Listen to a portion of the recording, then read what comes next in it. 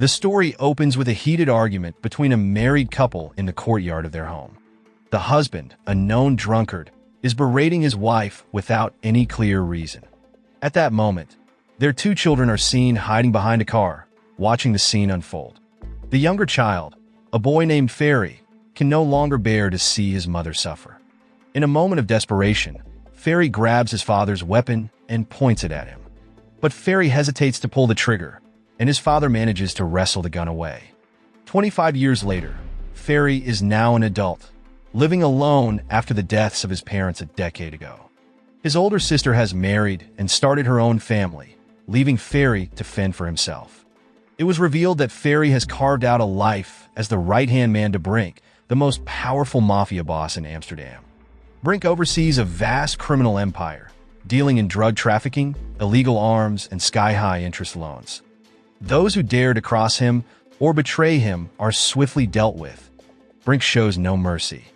Among his henchmen, Ferry stands out as the most reliable and capable, excelling in both skill and intelligence. The next day, Ferry accompanies Brink to meet his son, Mathis, who manages one of Brink's businesses. Upon arrival, Brink immediately questions Mathis about the state of the business. Mathis admits that things are not going well.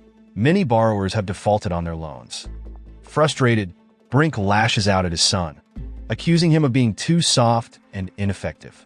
He urges Mathis to toughen up and command the same fear and respect that he does. Reluctantly, Mathis promises to improve his performance. 30 minutes later, Brink, Mathis, and Ferry are seen casually walking through a venue, enjoying a soccer match featuring their favorite team, Ajax Amsterdam. Unbeknownst to them, 3 armed robbers boldly storm the place. The intruders immediately point their weapons at Brink and demand all his money. In a quiet attempt to retaliate, Brink reaches for a hidden gun under the table. But as he does, a shot rings out, hitting Mathis. Chaos ensues as the robbers flee the scene, leaving Brink and Ferry to rush Mathis to the hospital. At the hospital, Mathis is immediately taken into surgery, while Brink sits in stunned silence with Ferry by his side. In a rare moment of vulnerability, Brink confesses that despite his ruthless exterior, he deeply loves his only son. He can't comprehend how anyone would dare to target him, especially in a city where his reputation as a fearsome mafia boss is widely known.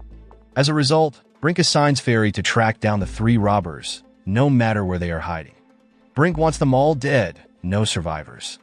Ferry takes his leave, ready to begin the search. During the investigation, Ferry manages to get a clear look at one of the perpetrators' faces, but he doesn't recognize the man at all. The following day, Ferry heads to the countryside to visit his older sister's home. Upon arrival, he meets her husband, John, who informs him that his sister is suffering from a brain tumor and suggests it might not be the best time for her to see visitors. Ferry clarifies that he isn't there to see his sister, but rather to speak with him, so John immediately asks how he can help. Ferry then shows John a CCTV recording of one of the robbers and asks him to identify the man's name and address, as he urgently needs the information. It turns out that John is an investigator working for a legal institution, so tracking down someone's details is well within his expertise. In no time, John uncovers the identity of the man in the footage. He reveals that the man is named Jason and lives in a nature-themed residential complex located near the border of Belgium and the Netherlands. Without delay, Ferry thanks John and heads straight to the complex. When Ferry arrives, he sneaks into Jason's house, hoping to find him there. Unfortunately, the only person inside is a woman whom Ferry assumes to be Jason's wife. Unwilling to involve innocent people, Ferry decides to leave and instead rents a place directly across from Jason's house. That night, while snacking, Ferry keeps watch, waiting for Jason to return. However, Jason doesn't show up, and Ferry grows increasingly frustrated. To pass the time, he decides to visit a nearby night market for some entertainment. While wandering around the market, Ferry spots the woman from Jason's house being harassed by a drunk man. Disliking men who mistreat women, Ferry intervenes and tells the man to leave. Instead of backing down, the drunkard tries to attack Ferry, who swiftly beats him up. After the man flees, Ferry introduces himself to the woman, whose name is Danielle. Ferry asks if Danielle is Jason's wife, but she explains that she is merely his housekeeper, tasked with taking care of his cats.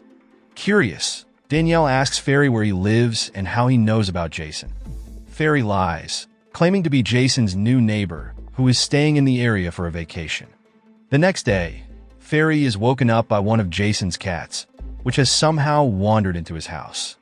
Ferry decides to return the cat to Jason's house, but when he arrives, he finds the front door unlocked. Hoping Jason has finally returned, Ferry steps inside, only to find the house still empty. Danielle has gone back to her own home, which is also within the complex. Seeing an opportunity, Ferry hatches a plan.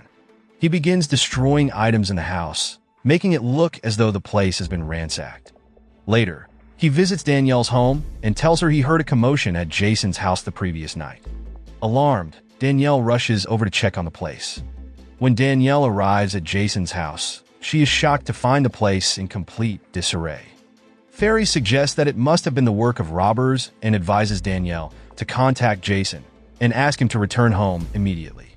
Danielle follows Ferry's advice and calls Jason, explaining the situation. Jason agrees to come back, which means Ferry's plan is working perfectly. After inspecting the house, Jason decides to leave again, as nothing of significant value appears to be missing. However, as Jason gets into his car, Ferry slips in beside him and points a gun at him.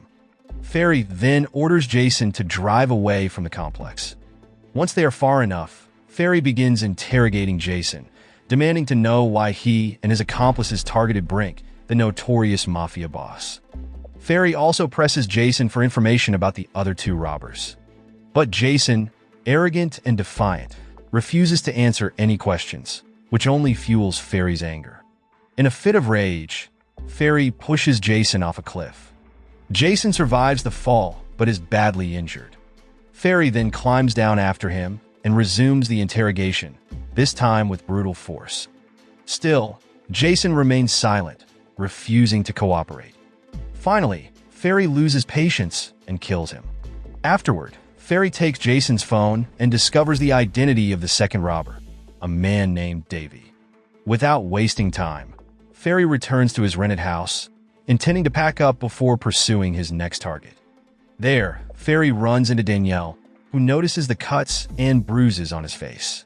Ferry brushes it off, claiming he fell off a cliff, but luckily escaped with minor injuries. To his surprise, Danielle insists on treating his wounds.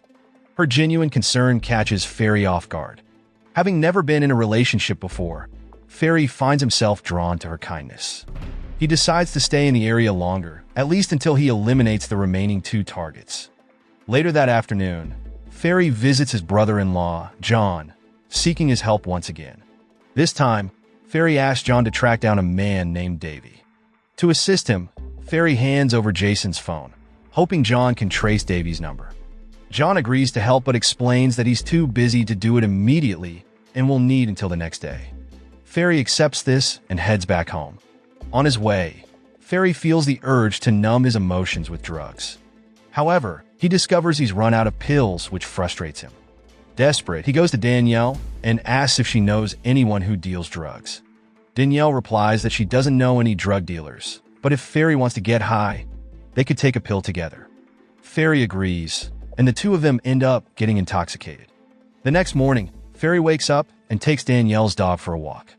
While out, he receives a call from John, who informs him that he has successfully tracked down Davey, the second target. After getting Davey's address, Ferry wastes no time and heads straight to his location. When Ferry arrives, he knocks on the door, pretending to be a delivery man. As soon as Davey opens the door, Ferry quickly overpowers him. He demands to know the identity of the third robber and who they were working for. Terrified, Davey confesses everything. He reveals that the person who ordered them to rob Brink was none other than Mathis himself. It was revealed that Mathis had long harbored resentment toward his father, whom he considered excessively stingy. As for Mathis being shot, Davey explains it was purely an accident. They had panicked when they saw Brink reaching for a weapon. Davey also discloses the identity of the third robber, a man named Lars Van Marken, who lives in the same nature-themed complex as Jason. Despite Davey's cooperation, Ferry coldly executes him without hesitation. Shortly after, Ferry receives a call from Brink, who informs him that Mathis has passed away. He orders Ferry to ensure that all 3 robbers are eliminated and that none of them escape justice. Ferry assures Brink that 2 of them are already dead and only 1 remains.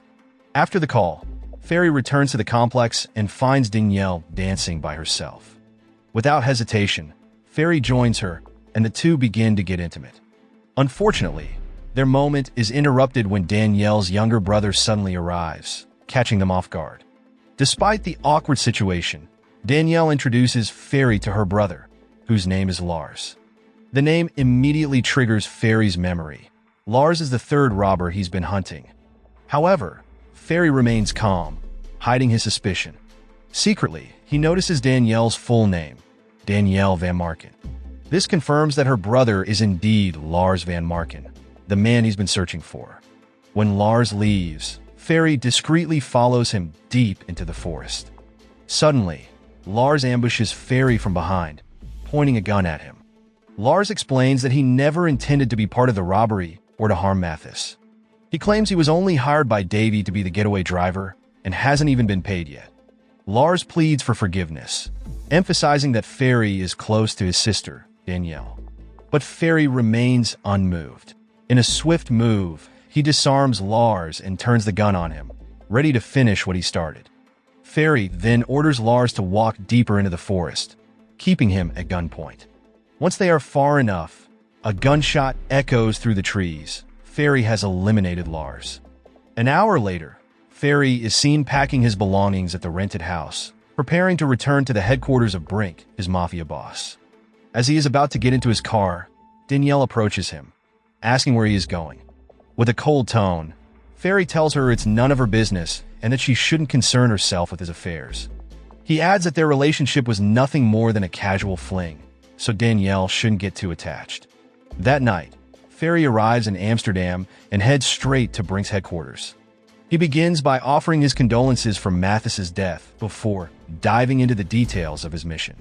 Moments later, Ferry informs Brink that he has successfully eliminated all 3 robbers responsible for Mathis's death.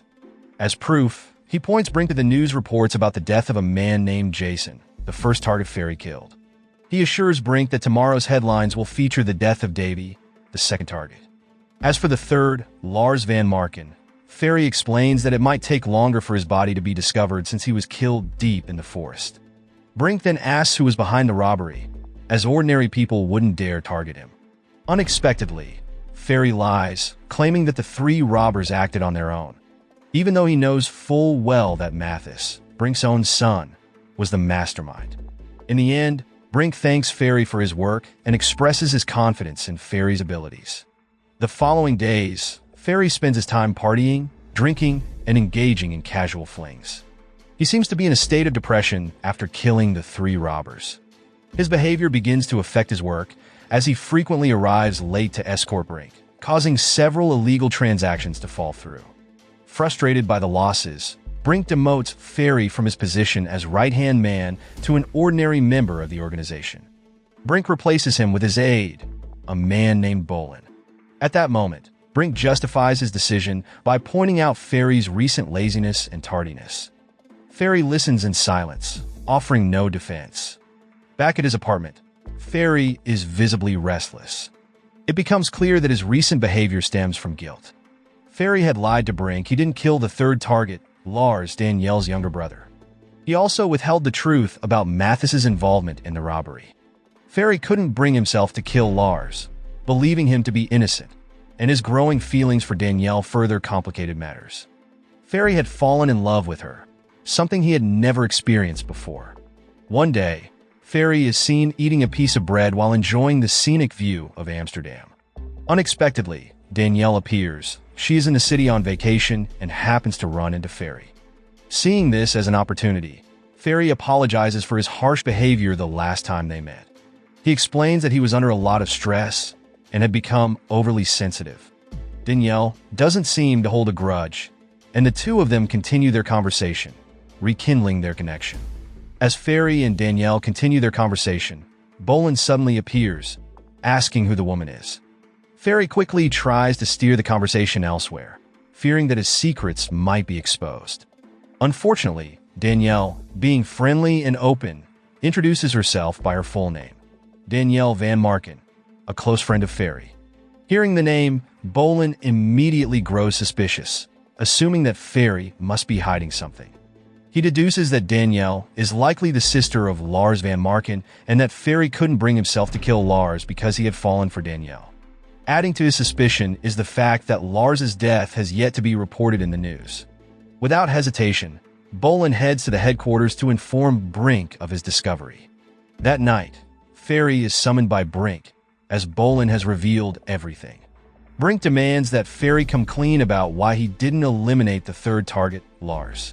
Feeling cornered, Ferry finally confesses that the mastermind behind the robbery was none other than Mathis, Brink's own son. Mathis was shot accidentally, a reflexive action when Brink reached for his weapon. Ferry explains that Mathis orchestrated the robbery because he had significant financial needs, and Brink had never provided him with money. As for Lars, Ferry admits he couldn't kill him because he believed Lars was innocent. He was only forced by Jason to act as the getaway driver and wasn't directly involved in the robbery. Brink is stunned by Ferry's revelation, unable to believe that Mathis would betray him. However, Brink still insists on Lars's death as retribution for Mathis's life. He even orders his new aide to kill Danielle as well, believing it will help Ferry refocus on his duties. As Bolin prepares to leave, Brink suddenly grabs Ferry from behind, covering his head. It becomes clear that Brink intends to eliminate Ferry for lying to him. But Ferry fights back, and a brutal confrontation ensues. At one moment, Ferry manages to overpower Brink, leaving him mortally wounded. Ferry coldly tells Brink that he didn't want to kill him, but since Brink tried to kill him first, this is the consequence. After Brink's death, Ferry takes a sports car and races to intercept Brink's aide, who is on his way to kill Lars and Danielle. Ferry catches up to the aide at a red light, and another fight breaks out. 2 days later, Ferry visits Danielle and asks her to be his girlfriend. Danielle happily agrees, as the two have genuinely fallen in love. With Brink and his men gone, Ferry is now free to live his life without fear of interference. When Ferry introduces Danielle to his older sister and brother-in-law, John, he announces their plans to marry. Both John and Ferry's sister wholeheartedly support the union. The next day, Ferry visits Lars at his workplace. It turns out Lars runs a factory that produces illegal drugs. At that moment, Ferry proposes a partnership, offering to expand the business and ensure its rapid growth. Lars, seeing Ferry as his future brother-in-law and a respected figure in Amsterdam, agrees to the offer. 3 months later, Ferry proposes to Danielle in a public, romantic setting. Overjoyed, Danielle accepts, and the two soon marry. In the following months, Ferry and Lars's drug manufacturing business flourishes, bringing them immense wealth. Ferry, who once had nothing and was merely a mafia boss's right-hand man, now becomes a powerful and feared figure in Amsterdam. Time passes, and 2 years go by in the blink of an eye. One morning, Ferry receives devastating news. His older sister has passed away due to the brain tumor she had been battling. A week later, another blow strikes as John, his brother-in-law, also dies.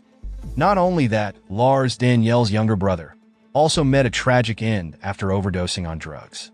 Hearing all this devastating news plunged Ferry into a deep depression. In just 2 weeks, he had lost 3 family members. To numb the pain, Ferry turned to alcohol, hoping it would help him forget. Unfortunately, this only pushed Danielle further away, and she eventually left him. As if that wasn't enough, one of Ferry's most trusted associates, Denise, betrayed him by reporting his illegal drug manufacturing operation to the police. The factory was seized, and Ferry was arrested and imprisoned. 10 years later, Ferry was finally released, but his life was far from what it once was. Now alone, he struggled to make ends meet and took on the humble job of playing Santa Claus to get by. After entertaining children at an event, Ferry returned to his van, which had become his home since his release from prison. As he approached the van, he was greeted by a woman named Jenny and her boyfriend.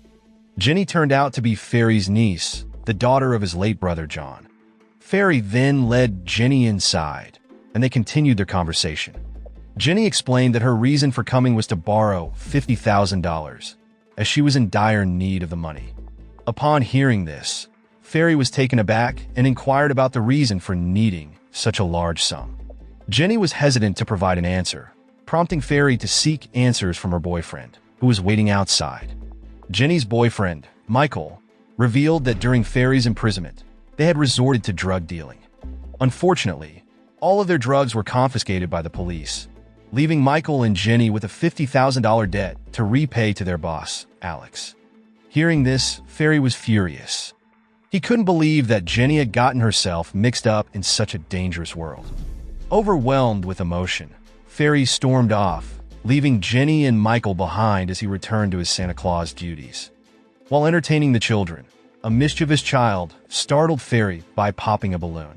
Still on edge, Ferry reacted impulsively, yelling at the child and even pulling out a weapon.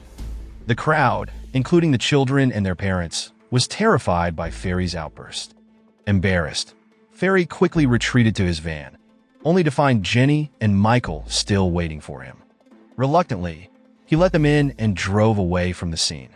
After putting some distance between themselves and the event, Ferry pulled over and contacted an old friend to gather information about Alex, the drug lord now entangled with Jenny and Michael.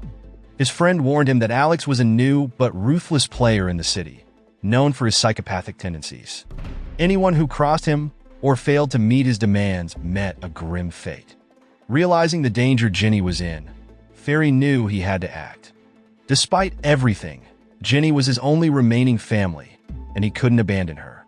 Determined to help, Ferry asked Jenny to take him to Alex's headquarters. He had a plan to negotiate a new deal with the drug lord, one that would hopefully free Jenny and Michael from their debt and the dangerous world they had stumbled into. A short while later, Ferry arrived at Alex's headquarters. Despite Ferry being a legendary figure in Amsterdam's underworld, Alex showed no trace of fear and remained as arrogant as ever. At that moment, Ferry declared that he would take full responsibility for all of Jenny's and Michael's debts. However, he requested a week's time, as gathering $50,000 was no small feat. Upon hearing this, Alex countered that if Ferry couldn't pay in cash, he could instead deliver 5,000 pills within the same time frame.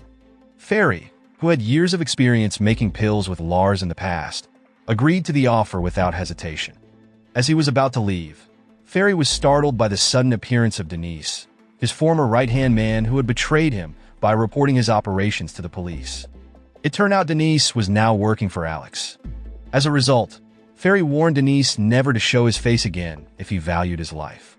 After leaving Alex's headquarters, Ferry was visibly agitated, still seething with anger over Denise's betrayal. Jenny tried to calm him down, suggesting that it might be best for Ferry to let go of his grudge against Denise. After all, since Ferry had been imprisoned, Denise had been the one who cared for Jenny until she grew into a young woman. Yet, despite this, Ferry couldn't shake his hatred for Denise, and he doubted he ever would. Later, Ferry took Jenny and Michael to retrieve some old equipment from his former pill manufacturing factory. Jenny then led Ferry to two of her friends, who had a location that could serve as a temporary production site. There, Ferry met Steve and Wesley, Jenny's acquaintances. Once everyone was gathered, Ferry explained that the only thing left to do was to secure the materials needed to produce the pills. Wesley suggested they steal the supplies from the police station, as it was stocked with confiscated materials. Being a seasoned veteran, Ferry immediately dismissed the idea as far too risky. Instead, he proposed an alternative plan to obtain the necessary ingredients. That night, Ferry and his team tailed a truck transporting the materials out of the city. When they reached a secluded spot, Ferry intercepted the truck and stole several gallons of the chemical supplies. He then urged Jenny to get back into the car quickly, as they already had enough materials. However, Jenny, eager to produce more pills, continued to steal additional gallons. This led to the driver resisting, and a shootout ensued. Although they managed to secure more materials, Michael, Jenny's boyfriend, was shot in the process. Back at their base, Ferry quickly tended to Michael's wound, and fortunately, Michael survived. Ferry then scolded Jenny for her recklessness. He sternly instructed Jenny, Steve, and Wesley that from now on, no one was to make decisions on their own, as such actions could have fatal consequences. The next day, Michael was visibly recovering. Without wasting any time, Ferry immediately began the process of manufacturing the pills. He set a daily target of producing 1,000 pills, aiming to have 7,000 pills ready within 7 days. Ferry planned to pay Alex with 5,000 pills and distribute the remaining 2,000 manually. During a quiet moment, Jenny struck up a conversation with Ferry. She shared her ambition to expand the business and become incredibly wealthy once their dealings with Alex were over. Ferry advised against it, warning that no one involved in illegal activities lasts long. Sooner or later, rivals would take them out, or the police would catch them, just as they had caught him. That night, Ferry accidentally spotted Denise near their hideout. Without hesitation, Ferry began tailing him. After a tense pursuit, Denise stopped at a heavily guarded restaurant. Sensing trouble, Ferry sneaked in through the back entrance, overpowering a few guards along the way. Inside, he saw Denise deep in conversation with Alex and a female assassin. It became clear that Denise had introduced Alex to the assassin, and Alex had ordered her to eliminate Ferry. Once Alex and Denise left, Ferry approached the assassin from behind, holding her at gunpoint. He offered to pay her double if she agreed to turn on Alex and eliminate him instead. If she refused, Ferry made it clear he wouldn't hesitate to pull the trigger. After a tense moment, the assassin agreed to switch sides and target Alex. The following day, Ferry told Jenny about Denise's betrayal, explaining how he had introduced Alex to the assassin to kill him. Jenny couldn't believe it, so Ferry took her to meet the assassin in person. Upon arriving, Ferry asked the assassin to call Denise and pretend to confirm her target from the previous night. With the call on speakerphone, Denise confirmed that Ferry was the target, as ordered by Alex. Hearing this, Jenny was furious. She couldn't believe Denise would stoop so low. Shortly after, Ferry and Jenny returned to their hideout, only to find it in flames. Although no one was hurt, they had lost all the pills they had painstakingly produced over the past few days.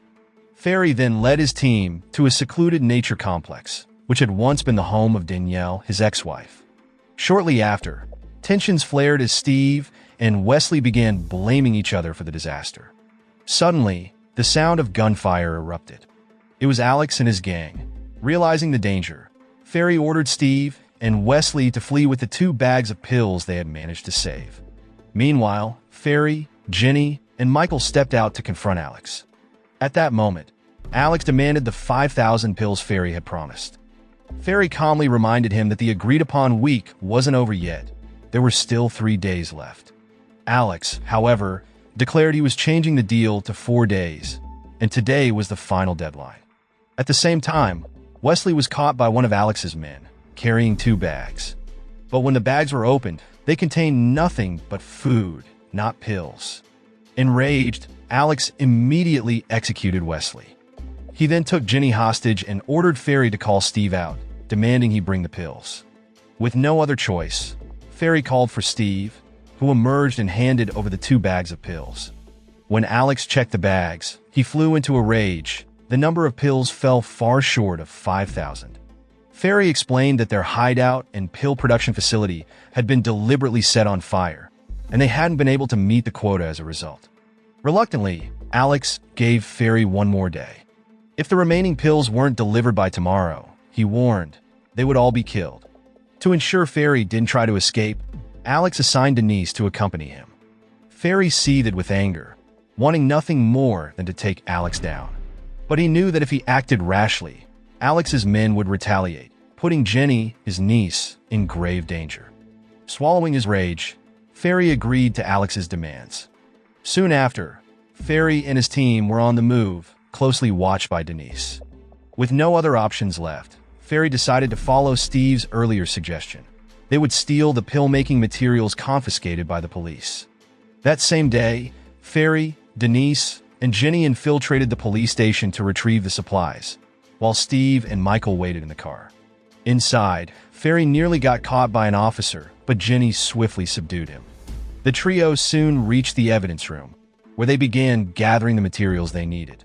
However, Jenny, who had long been disgusted by Denise's betrayal, acted on impulse and stabbed him. Seeing this, Ferry fired a final shot, ensuring Denise would never rise again. Fortunately, the room was soundproof, so the gunshot and commotion went unnoticed. With the materials secured, Ferry and Jenny hurried back to the car and drove off to the nature complex, leaving the chaos behind. Elsewhere, the assassin was preparing to eliminate Alex to claim the double payment promised by Ferry. However, before she could act, Alex and his men ambushed her, riddling her with bullets. Realizing that Ferry must have orchestrated this, Alex immediately headed to the nature complex to settle the score. Upon arrival, Alex and his gang opened fire on Ferry's van, unleashing a barrage of bullets. Fortunately, Ferry and the others were no longer in the vehicle. They had taken refuge inside the house. Realizing the gravity of the situation, Ferry had no choice but to fight back, leading to an intense shootout. Midway through the battle, Ferry ran out of ammunition and was forced to confront the remaining henchmen with his bare hands. Meanwhile, Jenny and her boyfriend Michael were being chased by Alex, while Steve managed to escape into the forest. The chase led Jenny and Michael to an empty swimming pool, where they found themselves cornered. Just in time, Ferry arrived and ordered Jenny and Michael to flee while he dealt with Alex. With a single, precise shot, Ferry took down Alex. However, the victory came at a cost. Ferry was severely wounded from the earlier fight. Despite his injuries, he mustered the strength to walk to a nearby chair and sit down. In his weakened state, Ferry began to hallucinate. He saw Danielle, his ex-wife, approaching him. The vision was vivid, almost real, as if she had come to comfort him in his final moments. Ferry, now barely holding on, seemed to find a fleeting sense of peace. But before the moment could fully unfold, the screen faded to black, and the story came to an abrupt end.